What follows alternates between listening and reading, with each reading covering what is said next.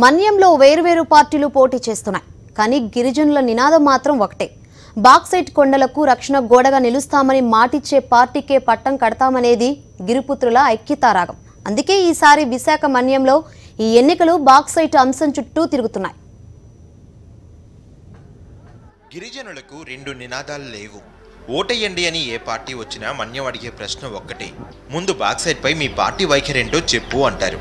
ఆ వచ్చిన నాయకుడు నీళ్లు నమిలాడో ఏ గూడెంలోనూ అడుగు పెట్టనివ్వకుండా తిప్పి పంపుతారు. బాక్సైట్ పై మాట తప్పని మడమ తిప్పని పార్టీకే ఇప్పుడు మన్యం ఓటెత్తేందుకు సిద్ధమైంది.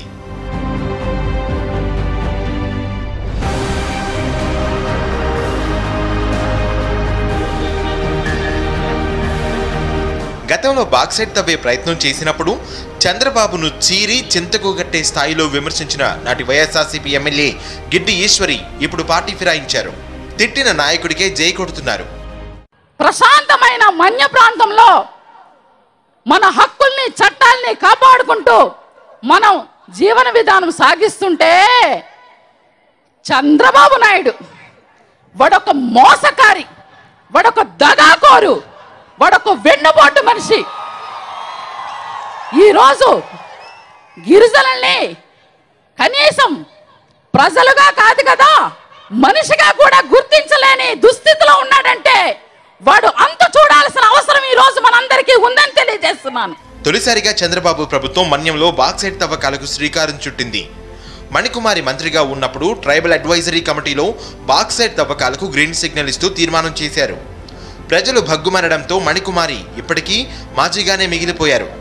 టీడీపీ ప్రభుత్వం అంటే వాళ్ళ లబ్ధి కోసమే సార్, లబ్ధి కోసమే మేము తీయము ఇదేదని అంటారు. కానీ లోపల అంతా కూడా వాళ్ళు ఏమంటే ఇక్కడ ఉన్నటువంటి నాయకులతో మరి కలిసి వాళ్ళు బాక్సైట్ తీయడానికి ప్రయత్నం చేస్తున్నారు సార్.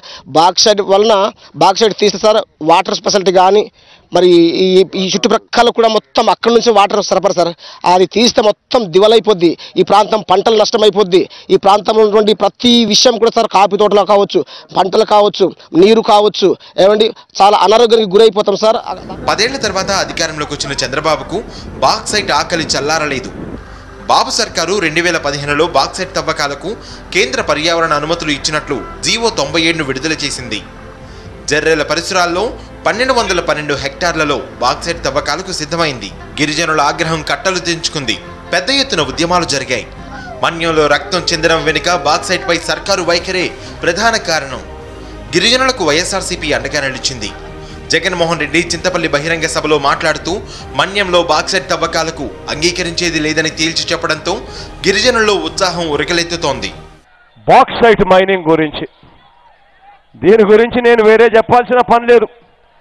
ఆ బాక్సైట్ మైనింగ్ చంద్రబాబు నాయుడు గారు కేంద్రానికి లేఖలు రాసినా, అనుమతి ఇవ్వాలని లేఖలు రాసినా కూడా అది ఆగిపోయింది అని అంటే దానికి కారణం వైఎస్ఆర్ కాంగ్రెస్ పార్టీ చేసిన పోరాటాలని చెప్పడానికి మాత్రం ఖచ్చితంగా గర్వపడతా ఉన్నా.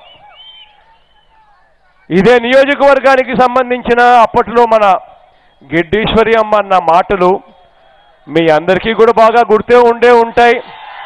చంద్రబాబు నాయుడు గారిని ఉద్దేశించి ఏ రకంగా చంద్రబాబు నాయుడు గారు బాక్సైట్ మైనింగ్లో ఏ రకంగా చంద్రబాబు నాయుడు గారు అన్యాయం చేస్తూ ఉన్నారు అన్న విషయాలు ఆ రోజు సాక్షాత్తు ఇదే గిరిజన ప్రాంతానికి సంబంధించిన అప్పటి వైఎస్ఆర్ కాంగ్రెస్ పార్టీ ఎమ్మెల్యే గిడ్డీశ్వరమ్మ ఇప్పటి తెలుగుదేశం పార్టీ క్యాండిడేట్ ఏమే మాటలు చంద్రబాబు నాయుడు గారి గురించి మాట్లాడారో అని నేను వేరే చెప్పాల్సిన పని లేదు.